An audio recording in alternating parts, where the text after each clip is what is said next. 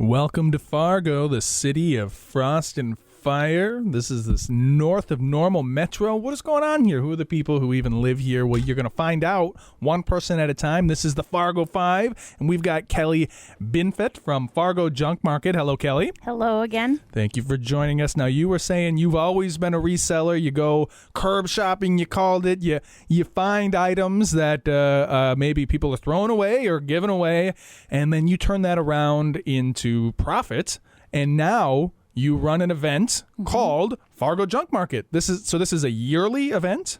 So we do a spring market in March out at the fairgrounds in West Fargo, and then we do a fall market as well, and that one is Friday 4 to 8 and Saturday 9 to 4 in the fall, but the spring one is just a one-day event. So this coming Saturday, it will be at the West Fargo Fairgrounds in the Butler Building from 9 to 4.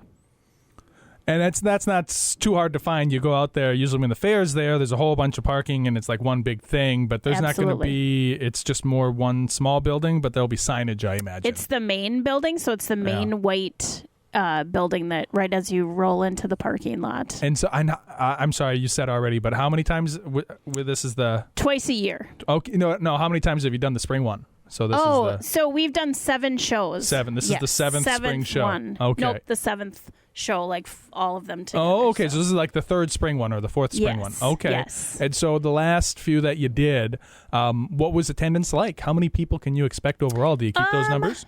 We typically get about, we've had in the past, we've had anywhere from 2,000 to 4,000. Wow, so that's a lot of people. Yeah, it has been really over the course of the whole day.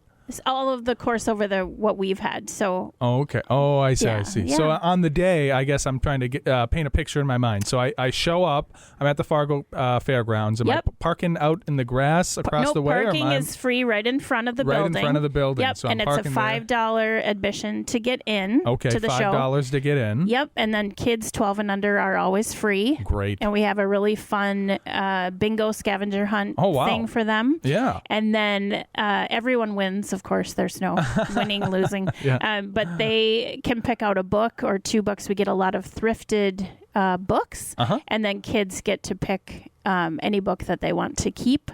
And sometimes it's a very hard decision to pick between 1 or 2 books. So sometimes they get 2 books. Kids love books. They do love books. Kids love books. And then we've found that like other people want to have these books too. They get really excited. And so then we just ask for a $1 donation, and then that donation goes directly to the charity. We always have a local charity that's featured. So they get a free booth at every show. And we pick a different one every time. So this time it's the Northern Botanical Garden Society. No way. It is at Yonker Farm. I'm on the board. I'm on their board. Are you seriously? I don't know. Yeah. Oh, that's hilarious.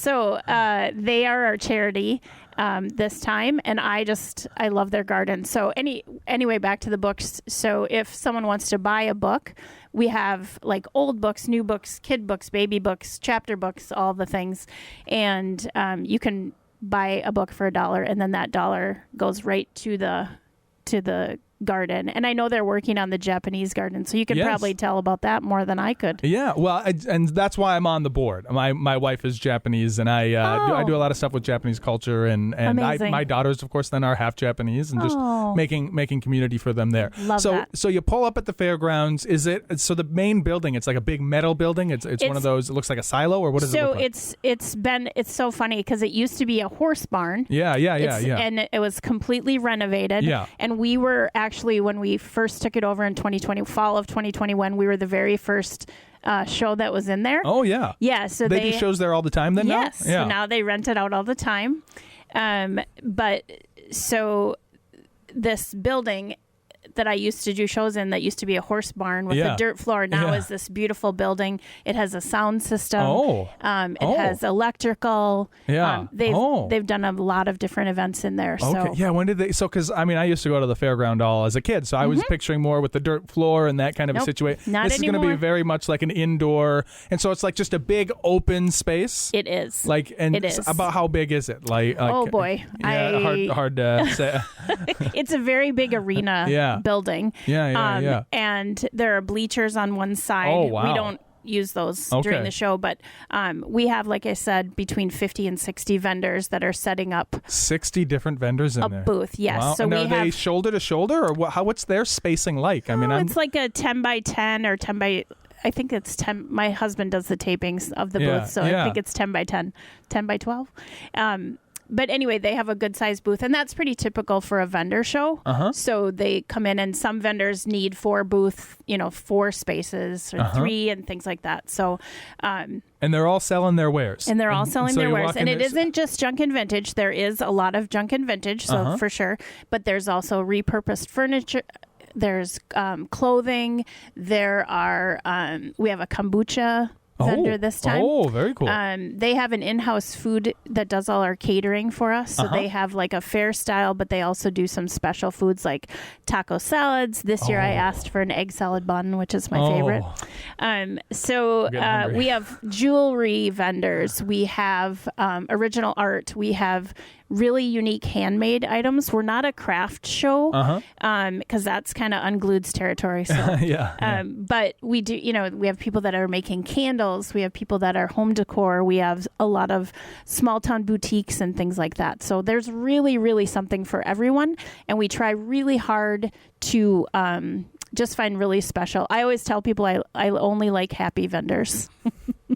That's so that makes the whole room happy, I think. So that's very cool. We are moving into our next music break. We've got Spoon with I Turn My Camera On. You familiar with Spoon? You ever heard? I'm not. What kind of music do you typically listen to?